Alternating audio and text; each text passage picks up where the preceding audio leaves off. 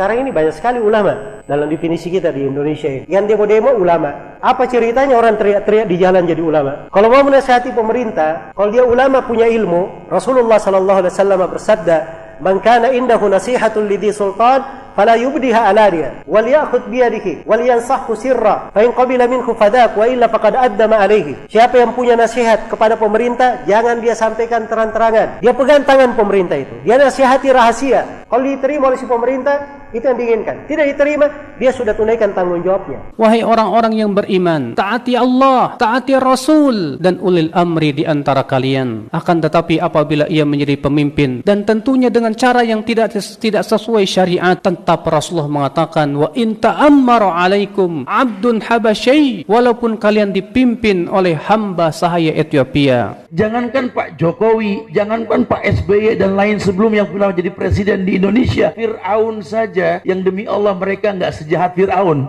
Fir'aun saja diperintahkan Nabi Musa dengan Harun, idhaba ila Fir'aun innahu togo faqula lahu qawlan layyina. Yang gak boleh anak laki lahir main potong aja, Fir'aun lebih dari Rohingya loh. Suruh datang ke Fir'aun, katakan perkataan yang lembut. Idza ra'aita rajulan yasubbul hakim fa'lam annahu sahibu hawa. Kalau engkau melihat ada orang yang mencela pemimpinnya, menjelek-jelekan pemimpinnya, ketahuilah kalau dia itu pengikut hawa nafsunya. Dan tanyakan kepada dia, apa setiap kali engkau mencela pemimpinmu kau dapat pahala? Dapat pahala enggak kalau kita menjelekkan pemimpin kita? Kalau dapat pahala kita cela, enggak dapat pahala.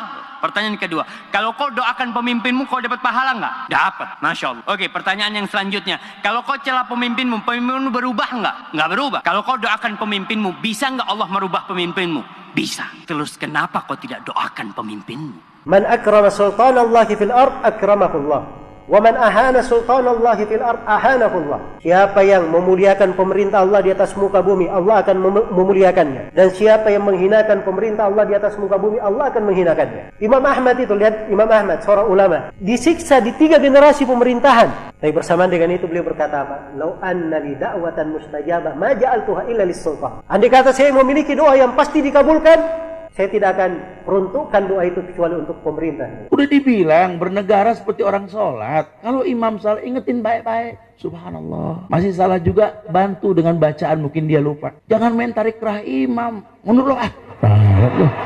Nggak beres sholat kita urusannya kalau begitu.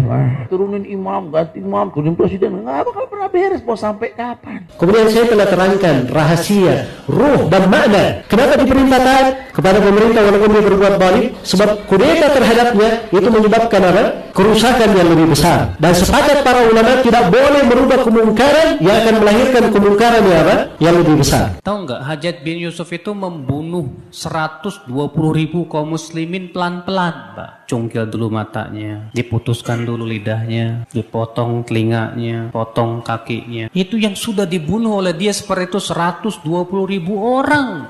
Di antaranya sebagian sahabat dan sebagian ulama tabi'in. Mendengar orang berdoa, ya Allah, binasakanlah Hajjaj bin Yusuf. Kata Al-Hasan Al-Basri, kamu jangan doa seperti itu. Aku khawatir, kata beliau, kalau Allah kabulkan doamu dan Hajjaj pun binasa, ternyata penggantinya dia kera dan babi. Katakanlah, kamu mengatakan bahwa Hajjaj bin Yusuf itu kejam. Memang dia kejam, betul. Dan kamu berdoa kepada Allah supaya Allah binasakan dia. Kamu yakin penggantinya lebih baik? Mungkin sezalim-zalim pemerintah yang ada di belakang ini tengah umat, tidak ada yang sezalim Fir'aun. Saya mau tanya, dalam Al-Quran pernah dikisahkan Nabi Musa dan Bani Israel demo Fir'aun? Fir'aun dan bala tentaranya dibinasakan. Sebab kebinasaannya satu amalan Bani Israel yang mereka lakukan. Allah berfirman dalam Al-Quran di surah Al-A'raf, kami wariskan bumi dari timur hingga baratnya, bumi yang diberkahi, kepada kaum yang tadinya tertindas di atas muka bumi, dan telah sempurna kalimat Allah yang maha indah untuk Bani Israel disebabkan karena kesabaran mereka. Mereka hanya punya sabar. Perintah untuk taat kepada pemerintah muslim walaupun dia zalim,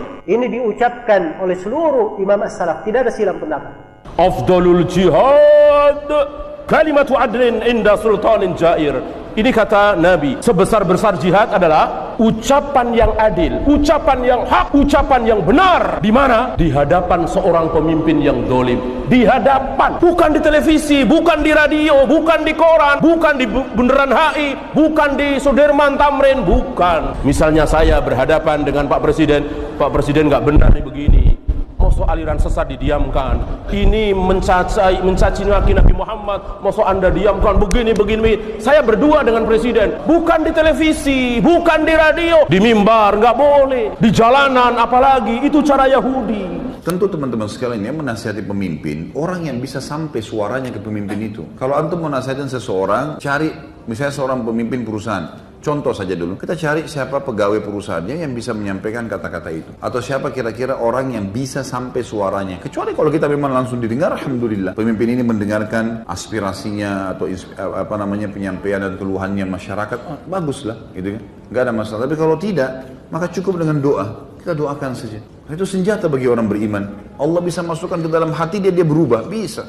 Bukan mustahil. Allahumma ya Allah, bukakan pintu hidayah. Jagalah Bapak Jokowi dan seluruh jajarannya. Jaga mereka dari segala mara bahaya. Berikan petunjukmu, berikan hidayahmu ya Allah. Semoga mereka bisa membawa negeri ini kepada negeri yang baldatun thayyibatun rabbun ghafur. Katakan doa itu, dapat pahala dan Allah bisa. Doakan presiden kita, doakan wakil presiden kita, doakan gubernur kita, doakan. Semoga Allah berikan hidayah. Suatu negara rakyatnya 200 juta, kemudian presidennya adil, membahagiakan 200 juta orang, betapa banyak pahala yang dia dapatkan. Beliau berkata, jika seorang pemimpin bersungguh-sungguh berisytihad untuk memperbaiki agama rakyat dan untuk memperbaiki dunia rakyat, dia perhatikan dua-duanya. Jika dia sudah bersungguh-sungguh untuk perbaiki, sebisa mungkin, berhasil atau tidak berhasil urusan Allah, tapi dia berusaha sebisa mungkin, kata Ibnu Taimiyah rahimahullah, fa innahu afdalu ahli zamani. Dia adalah orang yang paling afdal di zamannya. Di negara-negara Islam, kezaliman disebabkan karena kezaliman rakyatnya. Allah berfirman dalam surah Al-An'am, demikian kami jadikan penguasa-penguasa orang yang zalim disebabkan kezaliman sebagian dari mereka dengan apa yang mereka usahakan. Tidak mungkin pada masa kita sekarang ini pemimpinnya seperti Umar bin Abdul Aziz atau seperti Muawiyah bin Abi Sufyan, tidak mungkin. Atau seperti Umar bin Khattab, tidak mungkin. Kalau rakyatnya zalim, maka pemimpinnya pun zalim. Kalau rakyatnya berbuat maksiat, pemimpinnya pun demikian. Kalau rakyatnya melalaikan salat, pemimpinnya pun demikian juga. Menghilangkan kezaliman penguasa yang ada di negara-negara Islam, yang pertama kewajiban kaum muslimin apa? Yang pertama, taubat kepada Allah. Kalau penguasa itu berbuat dosa, kita pun banyak berbuat dosa dan maksiat kepada Allah. Kita wajib taubat. Yang kedua, membersihkan diri kita dari noda-noda syirik. Yang ketiga, kata Syekh Albani, kewajiban kita mendidik istri dan keluarga kita. Kita akan ditanya oleh Allah tentang istri dan anak kita.